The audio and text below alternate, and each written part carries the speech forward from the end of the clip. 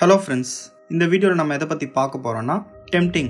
இந்த NoFap follow பண்ணும்போது ஏன் வந்து இவ்வளோ டெம்ப்டிங் வருது, எதனால வருது, எப்படி வருது, அதை பற்றி தான் டீட்டெயிலாக இந்த வீடியோவில் பார்க்க போகிறோம். இப்போ ஒருத்தர் இருக்காரு, அவர் வந்து நோஃபேப் ஃபாலோ பண்ணணும்னு நினைக்கிறாரு.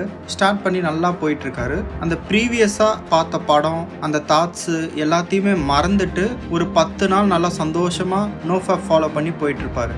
திடீர்னு சடனாக அது ரிலேட்டடாக ஏதாவது ஒரு இமேஜ் ஆர் சோஷியல் மீடியாவில் ஏதாவது ஒன்று எதர்ச்சியாக பார்த்துட்டது.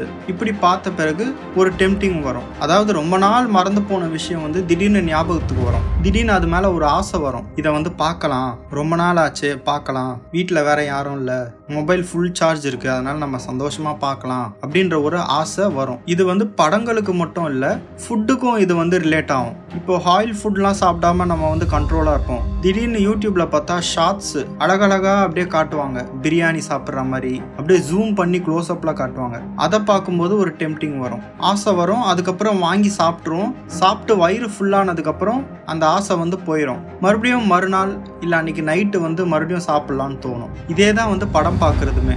அன்னைக்கு பார்ப்பீங்க, புதுசாக நிறைய வந்திருக்கும், நிறைய படம் பார்ப்பீங்க. இதுக்குன்னே டைம் வந்து ஒரு 3-4 ஹவர்ஸ் ஸ்பெண்ட் பண்ணி பார்ப்பீங்க.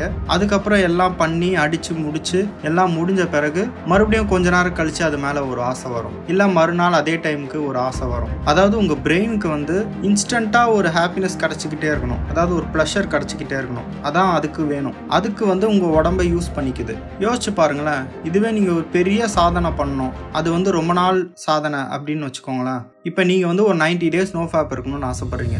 அது வந்து ஒரு லாங் டேர்ம் ஹாப்பினஸ் தான். அதுக்கு நீங்கள் முயற்சி பண்ணுறீங்க. ஆனால் பிரெயினுக்கு வந்து அது பிடிக்காது. அதுக்கு வந்து அந்த ப்ளஷர் தேவைப்படும். நீங்கள் கண்ட்ரோலாக இல்லாமல் நீங்கள் அவுட் ஆகிட்டிங்கன்னா பிரெயின் எதிர்பார்த்தது நடந்துடும். இதுவே நீங்கள் வந்து அந்த 90 days அச்சீவ் பண்ணிட்டீங்கன்னா உங்கள் மைண்டே நீங்கள் வந்து கண்ட்ரோல் பண்ண மாதிரி, அதாவது நீங்கள் நினச்சதை சாதிச்சிட்டிங்க. அப்போ உங்களுக்கு வந்து ஒரு பெரிய பேரின்பம் கிடைக்கும். ஆனால் அதுக்கு வந்து டைம் எடுக்கும், ரொம்ப லேட் ஆகும், அதுக்கு ரொம்ப பொறுமை வேணும். அதே மாதிரி ஜெயிக்கணுன்ற வெறி வந்து மனசில் இருந்துக்கிட்டே இருக்கணும். அப்படி இருந்தால் மட்டும்தான் அந்த 90 days வந்து அச்சீவ் பண்ண முடியும். இங்கே நிறைய பேருக்கு என்ன நடக்குதுன்னா, எல்லாரும் வந்து ஸ்ட்ராங்காக ஸ்டார்ட் பண்ணுறாங்க. அந்த முதல் நாளில் இருக்க வெறி வந்து போக போக அப்படியே படிப்படியாக கம்மியாயிட்டே போயிடுது.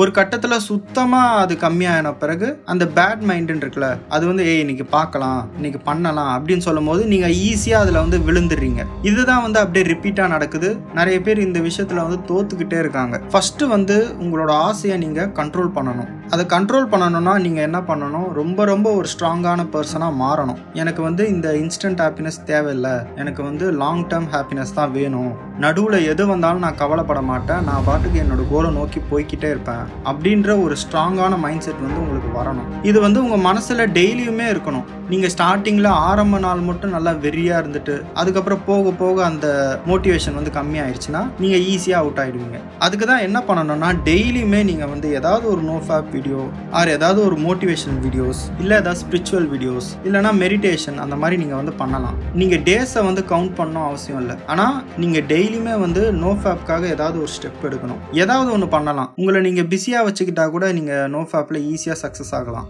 இப்போ உங்ககிட்ட வந்து ஒரு ஸ்கில்லை நீங்கள் வளர்த்துக்கோங்க, உங்களுக்கு அதனால் நிறைய பெனிஃபிட் கிடைக்கும், உங்களுக்கு அதில் நிறைய ஸ்கோப் இருக்குது அப்படின்னு சொன்னால் நீங்கள் நம்புவீங்களா? அந்த ஸ்கில்லு தான் வந்து நோஃபேப். நீங்கள் வந்து எதுவுமே பண்ணலனாலும் சரி, நீங்கள் வெறும் இந்த நோஃபேப் ஃபாலோ பண்ணாலே போதும், அதுவே ஆட்டோமேட்டிக்காக உங்களை வந்து ஏதாவது ஒன்று பண்ண வச்சிரும். அதுதான் இந்த நோஃபேப்போட வேலை. ஏன்னா உங்கள் உடம்புல வந்து எனர்ஜியை வேஸ்ட் பண்ணிக்கிட்டே இருக்கீங்க. உங்கள் உடம்புல எனர்ஜி இல்லை வச்சுக்கோங்களேன், உங்களால் எதுவுமே பண்ண முடியாது, துணிஞ்சு எதுலுமே இறங்க முடியாது, உங்ககிட்ட அதுக்கான எனர்ஜி இருக்காது, ஒரு கம்ஃபர்ட் ஜோன்லேயே இருப்பீங்க. இதுவே நீங்கள் அமைதியாக இருந்து நோஃபேப் ஃபாலோ பண்ணி உங்களுக்கு எனர்ஜி நிறைய வந்துருச்சு வச்சுக்கோங்களேன், ஆட்டோமேட்டிக்காக நீங்களே லைஃப்பில் ஏதாவது ஒன்று பண்ண ஸ்டார்ட் பண்ணிடுவீங்க. அதுதான் இந்த நோஃபேப்ன்ற ஸ்கில்லு. முதல்ல நீங்கள் இந்த ஸ்கில்லை வந்து டெவலப் பண்ணிக்கோங்க உங்களுக்குள்ள.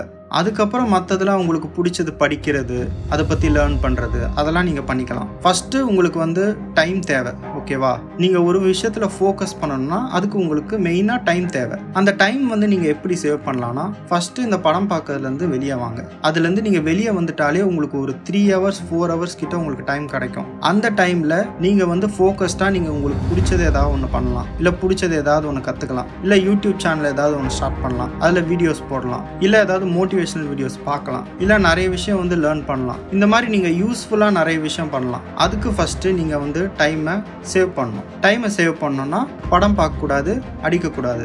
இந்த 2 விஷயம் நீங்கள் பண்ணாமல் இருந்தாலே நீங்கள் லைஃப்பில் நிறைய விஷயம் பண்ணலாம். ஸோ இந்த டெம்டிங்கிறது ஆசை இருக்க தான் செய்யும். ஆனால் அதெல்லாம் தாண்டி உங்களுக்கு ஒரு கனவு இருக்கும்ல, இந்த நோஃபேப் 90 days அச்சீவ் பண்ணால் நான் இப்படிலாம் இருப்பேன், எனக்குள்ளே இருக்க ஒரு புது மனுஷன் வெளியே வருவான், அந்த ஒரு ஆசையை வந்து நீங்கள் பயங்கரமாக அதிகப்படுத்தணும். அந்த ஆசையை நீங்கள் அதிகப்படுத்தினீங்கன்னா இந்த ஆசை வந்து இந்த இன்ஸ்டன்ட் ஹாப்பினஸ் வந்து கம்மியாயிரும். இந்த ஆசையெல்லாம் தாண்டி அந்த கோலோட ஆசை வந்து உங்களுக்கு இருக்கணும். அப்போ தான் கண்டிப்பாக இதில் ஜெயிக்க முடியும். நோஃபேப்ன்றது சாதாரண விஷயமே கிடையாது. இதை ஃபாலோ பண்ணுறதுனால உங்களுக்கு சமுதாயத்தில் ஒரு நல்ல மதிப்பு கிடைக்கும், உங்களுக்கு நல்ல ஒரு எனர்ஜி கிடைக்கும். மனுஷங்களோட ஆறான்னு சொல்லுவாங்கள்ல, அந்த ஆறாவோட எனர்ஜி வந்து உங்களுக்கு நல்லா பெருசாகும்.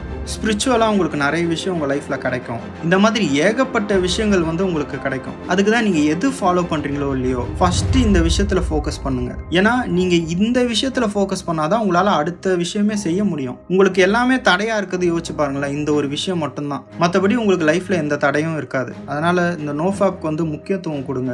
நிறைய பேர் வந்து 80 days 70 days 60 days அந்த மாதிரி கமெண்ட் பண்ணுறீங்க. ரொம்ப ரொம்ப ஹாப்பியாக இருக்குது. உண்மையாகவே அதெல்லாம் பெரிய விஷயம். ஆனால் நிறைய பேர் வந்து ஸ்ட்ரகிள் பண்ணுறாங்க இந்த நோஃபேப்பில். பரவாயில்ல, அவங்களுமே இந்த நோஃபேப்பில் சீக்கிரமாக ஒரு நல்ல இடத்துக்கு வந்துடலாம். நான் ரிப்பீட்டாக சொல்கிற விஷயம் தான், முடிஞ்ச அளவு மெடிடேஷன் பண்ணுங்கள். மெடிடேஷன் பண்ணிங்கன்னா உங்கள் மைண்டு வந்து கொஞ்சம் கண்ட்ரோல் ஆகும். உங்களால் எவ்வளோ முடியுதோ அவ்வளோ நேரம் மெடிடேஷன் பண்ணுங்கள். உங்கள் மைண்டு கண்ட்ரோல் ஆகும். ஈஸியாக நீங்கள் நோஃபேப் ஃபாலோ பண்ணலாம். ஓகே ஃப்ரெண்ட்ஸ், இந்த வீடியோவோட கண்டினியூவேஷன் நாளைக்கு பார்ப்போம். தேங்க்யூ.